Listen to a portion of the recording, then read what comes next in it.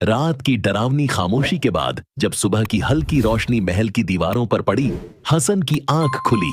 उसे यकीन नहीं हो रहा था कि वो अब भी जिंदा है। लेकिन जो चीज उसने अपने सामने देखी, वो और भी चौंकाने वाली थी। एक बेहद खूबसूरत युवती राजसी लिबास में उसके सामने खड़ी थी। उसका चेहरा शांत था, पर आंखों में कोई गहरा राज छुपा था। बिना कुछ कहे उसने हसन को भोजन की थाली दी और फिर धीरे धीरे उस पर अपनी नजरें टिकाए रहीं।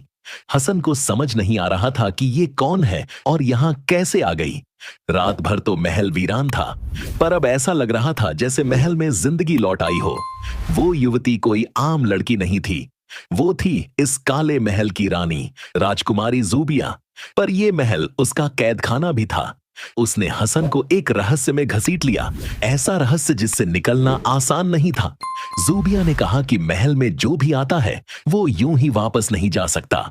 लेकिन अगर हसन 3 कठिन शर्तें पूरी कर दे तो वो न सिर्फ इस महल से आजाद हो सकता है, बल्कि कुछ ऐसा हासिल कर सकता है जिसे लोग सपने में भी नहीं सोच सकते।